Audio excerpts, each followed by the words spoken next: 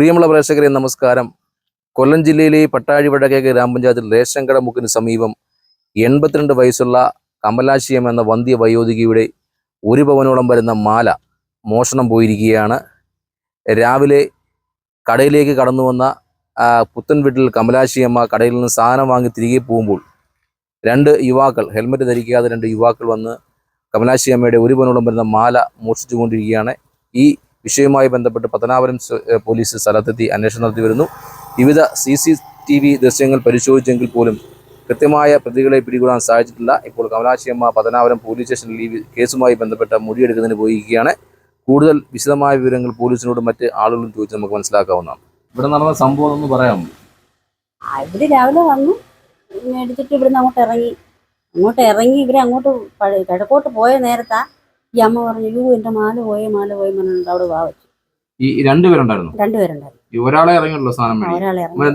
എന്തൊക്കെ മേടിച്ചിരുന്നു? ഇവിടുന്നൊരു ബീഡിയാ ചോദിച്ചു. മേടിച്ചിട്ട് ഇവിടുന്ന് ഇറങ്ങി നേരെ കിഴക്കോട്ട് പടിഞ്ഞാറോട്ട് പോയി. അങ്ങോട്ട് ചെന്നപ്പോ ഈ അമ്മ കിടന്ന് വാവച്ചു, എന്റെ മാല പോയിരുന്നു. അന്നേരം ഞാൻ അങ്ങനെ പറയൂ, അമ്മ അവിടെ കിടന്ന് വാവക്കൊന്നിട്ടോ എന്ന് പറഞ്ഞതുമല്ല, മാല തിരിച്ച് കിഴക്കോട്ട് പോയി. ആദ്യം മാല മൂടിച്ചിട്ട് എന്നത്തോടെ പോയത്? അല്ല, കിഴക്കോട്ടാ പത്തനാപുരത്തിനാ പോയത്. പടിഞ്ഞാറോട്ട് പോയിട്ടാ തിരിച്ച് നേരെ കിഴക്കോട്ടം പോയി. പിന്നെ അത് മാല പറിച്ചോണ്ടോ, അതുകൊണ്ട് നമ്മൾ ശ്രദ്ധിച്ചത്. പിന്നെ ഈ അമ്മയൊക്കെ 2 ഹെൽമെറ്റ് ഉണ്ടായിരുന്നു? ഹെൽമെറ്റേ ഇല്ല. ഹെൽമെറ്റ് ഇല്ല. അപ്പൊ അതുണ്ടോ, മുഖം മറച്ചുണ്ടോ? ഇല്ല, ഒന്നുമില്ല. ഇല്ല, ഓപ്പൺ ആയിട്ട് വന്ന് പറിച്ചോണ്ട് അല്ല, സാധാ രീതിയിൽ തന്നെ ബൈക്ക് വന്ന് നിന്ന്. എന്നിട്ട് അമ്മ അങ്ങോട്ട് പോയത് ചിലപ്പോ കണ്ടു കാണുമായിരിക്കും. ഇങ്ങോട്ട് വന്നപ്പോഴേ കണ്ടു കാണും. അല്ല, ഈ അമ്മ ഇവിടെ ഈ കടയിൽ വന്നായിരുന്നു?